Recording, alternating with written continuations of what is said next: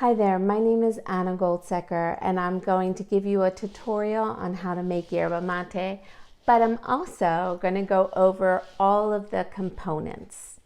When you're heating water for yerba mate, you don't want it to boil. You don't want it to boil for a few reasons, but mostly because you don't want to burn your mouth, right?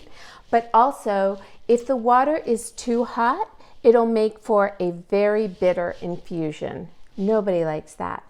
So I like to see the water just steam a little bit. You can just eyeball it. I do like to sweeten the water a little bit. I find that it cuts the bitterness of the yerba. I'm going to do it today with a little bit of stevia. I like these drops. Most people in South America use a thermos to keep the water in. It's a little bit more comfortable than taking the pot to your desk or to the sofa or something wherever you're going to drink the yerba mate. It also keeps the water at an even temperature. Next, I'm going to fill the yerba cup. So yerba cups come in many different forms. What I have here is a wooden one. This one's really pretty. And then I also have these glass ones. If it's your first time, may I suggest that you just do a tablespoon of yerba in the cup. Those that have been using it for a while know that about 3/4 of the way is how you need to fill it. So that's about 3/4 of the way. Most yerba cups, or at least a yerba cup that you're wanting, is bulbous here. The idea is that once you put the water in, the leaves expand, so the curve of this cup is going to bring the leaves back down.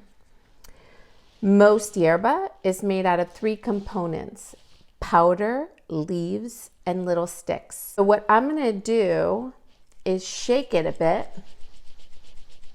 so that way I mix the 3 components together.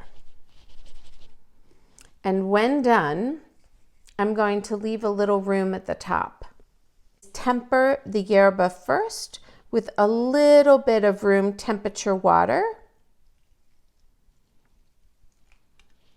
And then you're going to fill it up with the hot water.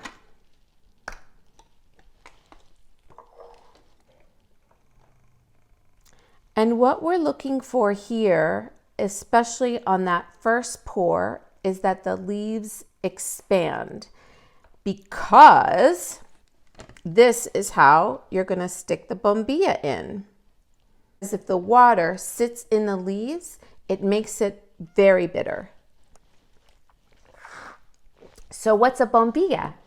A bombilla is the straw that the yerba is strained with. So this is a sort of typical bombilla, mouthpiece on one end, filter on the other. Filter always goes down. Got it? So there's a ton of different bombillas. You can get more elaborate, more simple. Some are decorative with little stones in them. It depends. Pour right before you're going to sip. In other words, the water isn't supposed to sit in the tea leaves. So I'm going to pour it and sip. Sip all the water out and bring it down. So really, I'm only getting an ounce or 2 of water with each pour. And why that's wonderful is then every sip is hot and yummy. Once the leaves lose most of their flavor, all that I need to do is dump these leaves out, rinse it, and then refill it with more yerba. At night, in other words, the last mate that I have, I'm going to make sure that I dump all of this out, rinse it, and leave it upright to dry. That ensures that the inside of my gourd, and we can call this a gourd even though it's wood, just because it's a mate cup, you're going to make sure that it's sitting upright because you don't want mold to grow inside the mate cup. Pour, sip,